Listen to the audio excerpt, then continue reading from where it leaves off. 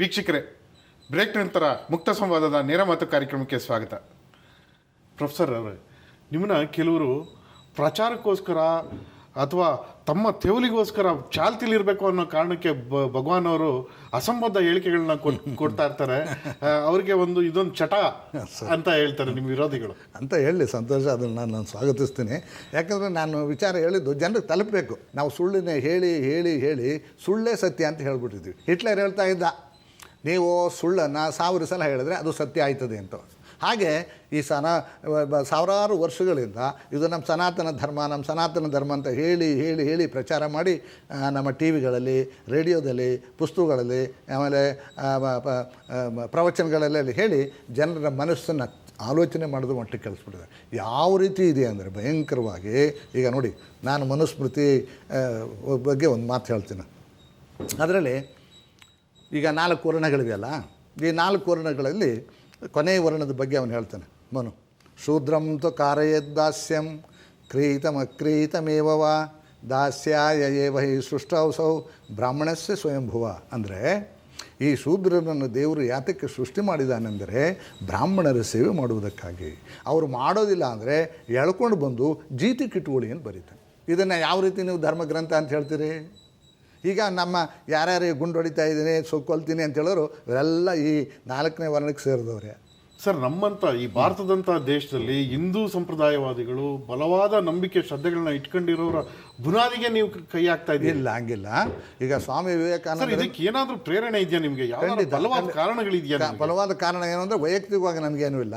ಆದರೆ ಕುವೆಂಪು ಅವರ ಕೃತಿಗಳನ್ನು ಓದಿದ ಮೇಲೆ, ಅಂಬೇಡ್ಕರ್ ಅವರ ಕೃತಿಗಳನ್ನು ಓದಿದ ಮೇಲೆ, ಆಮೇಲೆ ಮಹಾತ್ಮ ಫೂಲೆ ಅವರನ್ನು ಓದ್ಮೇಲೆ, ಪೆರಿಯಾರ್ ಅವರು ಓದ್ಮೇಲೆ, ನಾರಾಯಣ ಗುರುಗಳು ಓದ್ಮೇಲೆ, ಇವರೆಲ್ಲ ಒಂದೇ ರೀತಿ ಚಿಂತನೆ ಅಂತ ನನಗನ್ನಿಸ್ತು. ಇವರೆಲ್ಲ ಜನಸಾಮಾನ್ಯರ ಏಳಿಗೆಗಾಗಿ ದುಡ್ದಂಥ ಮಹಾನುಭಾವರು. ಇವರು ಎಲ್ಲೂ ಯಾವ ಸಂದರ್ಭದಲ್ಲೂ ರಾಜಿ ಮಾಡಿಕೊಂಡವರಲ್ಲ.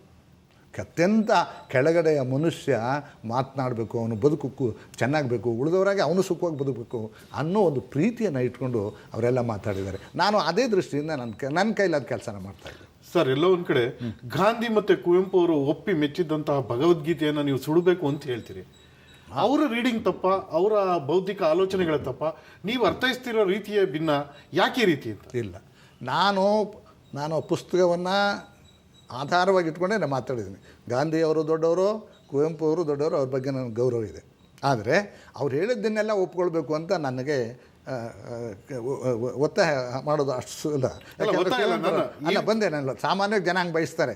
ಆದರೆ ಸ್ವತಃ ಕುವೆಂಪುರವರು ಹೇಳಿದ್ದಾರೆ, ನಿರಂಕುಶಮತಿಗಳಾಗಿ ನಿಮ್ಮ ಮನಸ್ಸನ್ನು ಯಾರ ಕೈ ಕೆಳಗೂ ಕೊಡಬೇಡಿ, ನೀವು ಸ್ವತಂತ್ರವಾಗಿ ಆಲೋಚನೆ ಮಾಡಿ ಅಂತ ಹೇಳಿದ್ದಾರೆ. ಆ ಸ್ವತಂತ್ರವಾದ ಆಲೋಚನೆ ಮಾಡಬೇಕು ಅಂತ ನಾನು ಹೊರಟೆ.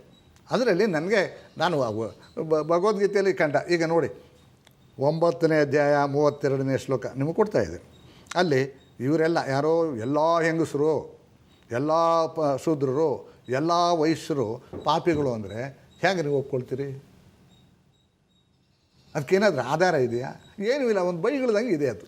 ಇದನ್ನು ಯಾವ ರೀತಿ ನೀವು ಧರ್ಮಗ್ರಂಥ ಅಂತ ಹೇಳ್ತೀರಿ ಅಂತ ನನ್ನ ಪ್ರಶ್ನೆ. ನಾನು ಹೇಳಿದೆ, ಅದಕ್ಕೆ ನಾವು ಪಾಪಿಗಳಲ್ಲ.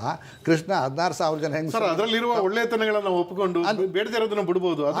ಕರೆಕ್ಟ್. ಈಗ ಸಾರಾಸಾಗಟಾಗಿ ಸುಟ್ಟೆ ಹಾಕ್ಬಿಡ್ಬೇಕು ಅಲ್ಲ, ಈ ಭಾಗನ ಸುಟ್ಟು ಹಾಕಬೇಕು ಅಂತ ಹೇಳಿರೋದು ನಾನು. ಇಡೀ ಪೂರ್ತಿ ಹೇಳಲ್ಲ ಈ ಭಾಗ.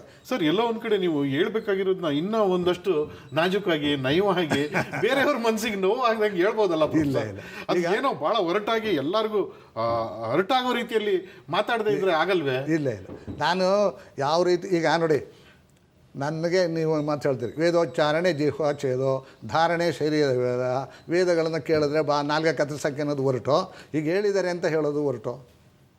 ನೀವೇ ಹೇಳಿದ್ದು ನನಗೆ. ಆಮೇಲೆ ಎಲ್ಲರೂ ನಾನು ಅವ್ರ ವಿರೋಧಿ, ಖಂಡಿತ ನಾನು ಯಾರು ವಿರೋಧಿ, ನಾನು ಮಾನವ ಪ್ರೇಮಿ. ಪ್ರೊಫೆಸರ್ ಅವರೇ, ನಿಮ್ಮ ಜೊತೆ ನಮ್ಮ ಚರ್ಚೆಯನ್ನು ಮುಂದುವರಿಸ್ತೀನಿ. ಈಗ ಒಂದು ಚಿಕ್ಕ ಬ್ರೇಕ್. ಈಗ ಒಂದು ಬ್ರೇಕ್.